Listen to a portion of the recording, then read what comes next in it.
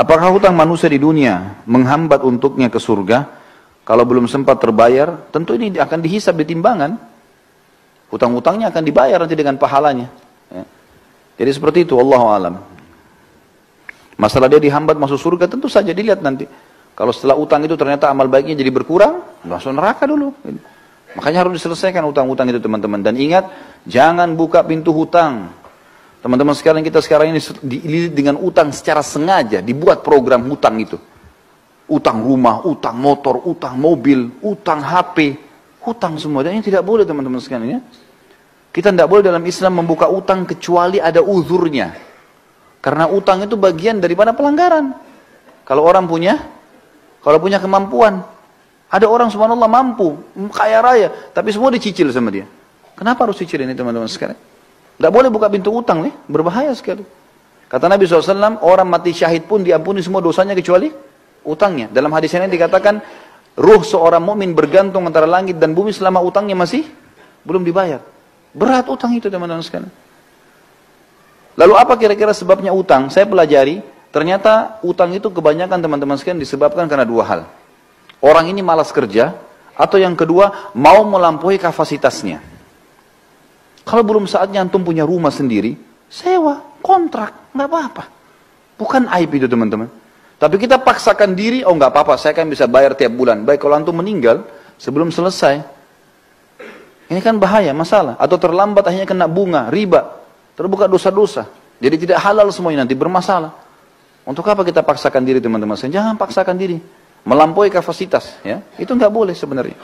Jangan dipaksakan. Kita mampunya naik sepeda teman-teman. Naik motor. Apa yang kita mampu. Berdoa sama Allah lalu berusaha ikhtiar. Jangan lampaui kapasitas. Nabung, sudah punya cash, beli cash. Aman. Gitu kan? Ini sama sekalian saya ingatkan teman-teman yang sibuk dengan kartu kredit. Berhentikan teman-teman sekalian. Berhentikan. Antum bilang, oh ini 0%. Baik, 0% teman-teman sekalian. Setelah itu, kalau antum telat. Ini malam jam 12 malam terakhir pembayaran. Antum telat 1 menit. Jam 12 lewat 1 menit kena bunga nggak? Kena bunga. 50.000. Ya saya mampu bayar. Baik. 1 dirham riba lebih berat daripada 36 kali berzina. Untuk apa? Tutup itu teman-teman sekalian. Karena itu membuka pintu utang. Membuka pintu hutang. Dan hutang tidak boleh. Sampai kata Nabi SAW, matlul ghani zulmun.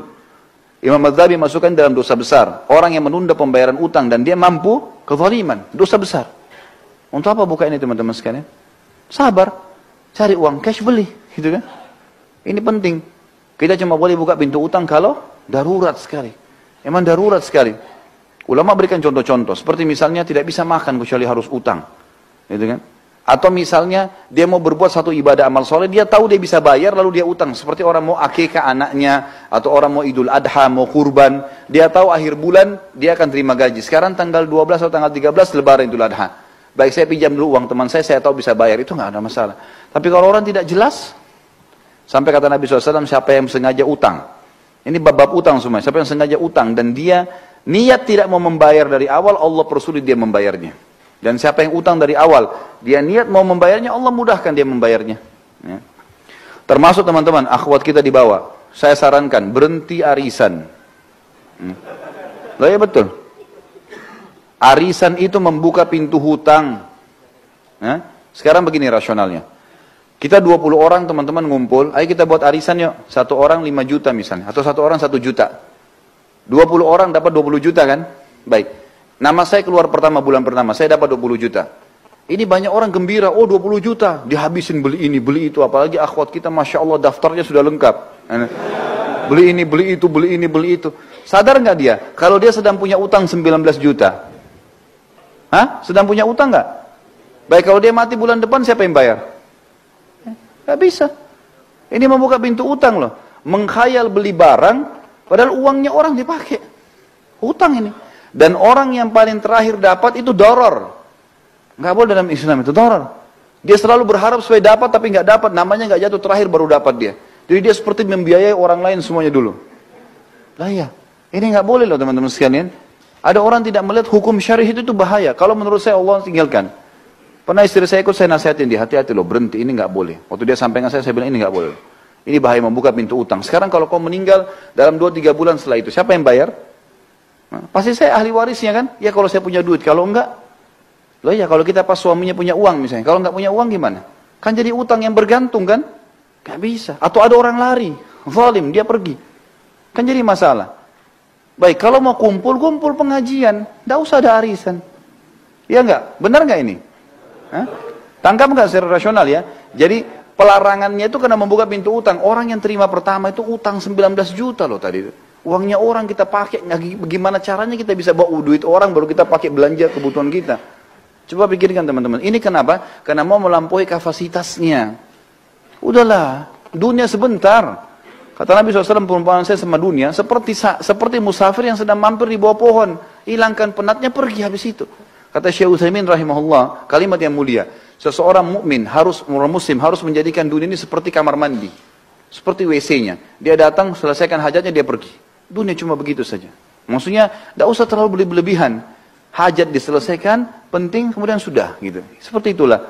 Ya jangan melampaui kapasitas kita. Ini Allah ini saran saya ya, saran saya. Tapi kalau teman-teman ada di antara asatidzah, di antara duat yang memang memberikan solusi lain, alhamdulillah. Tapi saya pribadi, saya selalu mencari zona aman. Zona aman, ya kita mati kita aman. Kenapa yang kita masuk ke zona yang tidak aman? Kan gitu. Ini meja kita bagi dua, ini aman, ini tidak aman. Masuk ke aman teman-teman sekalian. Ibadah yang ada perintahnya, gitu kan. Jangan buka masalah dengan orang lain, jangan buka pintu utang, jangan gantung sesuatu. Udah jelas semua. Kalau saya tanamkan dalam diri saya prinsip adalah semuanya harus jelas. Udah. Halal-halal, haram-haram. Halal tinggal nikmati, halal tinggalkan. Nikmatin yang mampu saja yang ada. Sudah. Saya pulang ke rumah kadang-kadang istri saya tanya ada makanan? Nggak ada. Mau beli makanan di sebelah? Beli aja makanan. Tidak apa-apa. Sini bawa. Toh makan. Untuk apa saya ribut dengan masalah makanan? Tinggal beli makanan di sebelah, makan. Bismillah, alhamdulillah. Yang penting lapar sudah hilang, habis. Dunia begitu kok. Masuk lihat pakaian saya mana yang ini. Oh belum dicuci. Baiklah. Yang ada saja saya pakai. Clear. Selesai. Jelas kok, aman saja gitu kan. Gak ada sesuatu yang harus kita ributkan. Jadi ini poin yang mesti dipikirkan juga teman-teman sekalian.